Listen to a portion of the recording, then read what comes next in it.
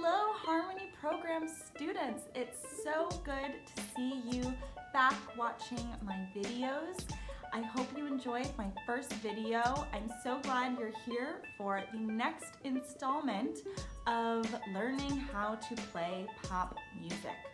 This is a really fun video that I have for you all today because it involves something that is a bit more percussive and more about your bow hand than about your left fingering. And today's topic is how to chop. And I'm not talking about karate chopping, I'm not talking about chopping up vegetables, I'm talking about chopping on your instrument. It is a very cool sound that is percussive, and it adds a very nice texture to playing in a pop song because it adds that element of sounding like you're playing a percussion instrument. Have you ever heard someone chop on their instrument before? It doesn't even have a pitch. It is a completely non-tonal sound, and it's very cool, and I'm so excited to teach you all how to chop. So, to start off, we're going to use a pencil. Perhaps you have a pen or a marker, anything that kind of resembles your bow may do. Maybe you don't even have your instrument right now, so you can definitely learn how to do this motion with anything that you can find in your house that you can hold like this. So we're going to practice the motion of chopping. What chopping is it's a vertical drop of the bow onto the strings. So usually we pull the bow on our strings and let the sound go all through the bow hairs. But this chopping sound comes from just the bow hairs going vertically downward onto the string. So I'm going to show you up close the motion that you want to use with your fingers, and then I'll show you the whole setup of how to do it with your arm and your wrist and everything, and then we will transition into chopping on the instrument. I will now show you an up-close view of what my fingers are doing when I am pretending to chop with the pencil. Now make sure that you are trying to have as good of a bow hold as possible with a pencil or a marker or whatever you're using. Have your first finger resting at the proper part of your finger between the two first joints there, and make sure your pinky is nice and curved and it's on the top of the pencil, and make sure you have a nice rounded thumb at the bottom too. And the entire motion is just a drop, and then it goes back up, drop, and then back up, drop, and up.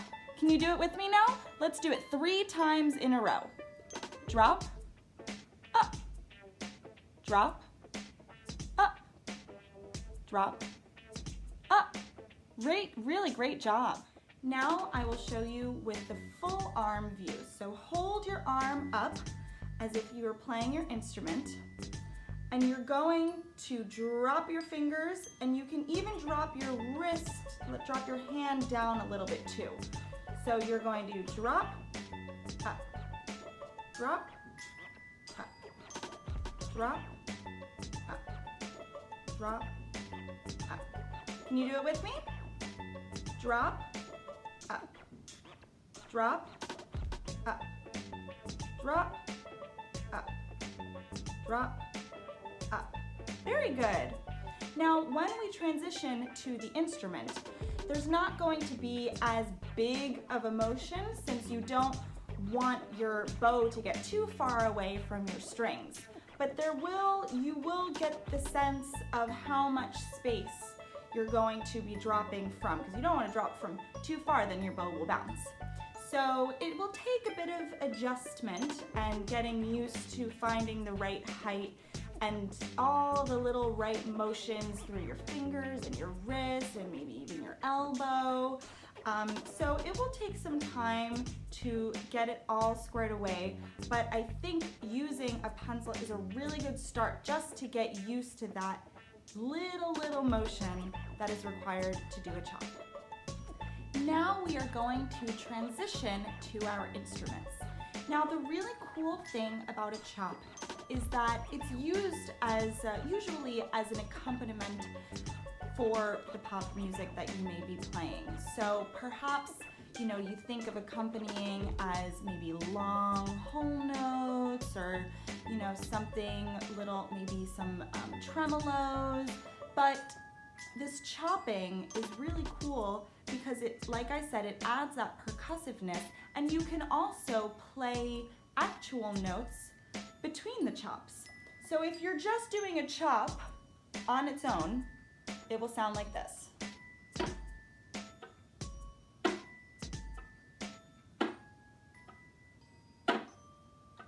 If you have your instrument, can you try this with me? Try just doing the same motion that we did before. Now that I'm transitioned to my instrument, if I'm on a higher string, of course my elbow isn't quite as high as I showed before, so depending on what string you're doing it on, it will depend on your elbow height. But for now, I'm actually chopping on 2 strings. I'm chopping on the middle 2 strings here, and on viola, those are the G strings and the D strings. So I'm just dampening the strings a little bit with my left hand, just lightly. You don't want to press down any fingers. And I'm just slowly dropping it, and then back up. Drop, up. Can you try it with me? Let's do it 3 times in a row. Ready? Drop, up, drop, up, drop, up. Really great. So now I'm going to show you how to play the chop with open strings. So you can make any sort of rhythm. You can go chop, play, chop, play. I really like to take the rhythm from the song Proud Mary, and it kind of begins a little bit slowly like this. And I'm gonna play the open strings C and G, my 2 lowest strings I'm gonna use in this little rhythm that I will show you with the playing and the chopping.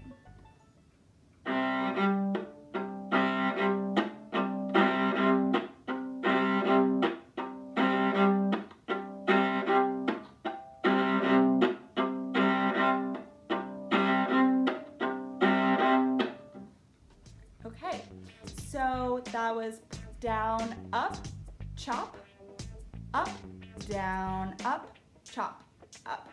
Can we try that? Maybe try it with your pencil first. So you can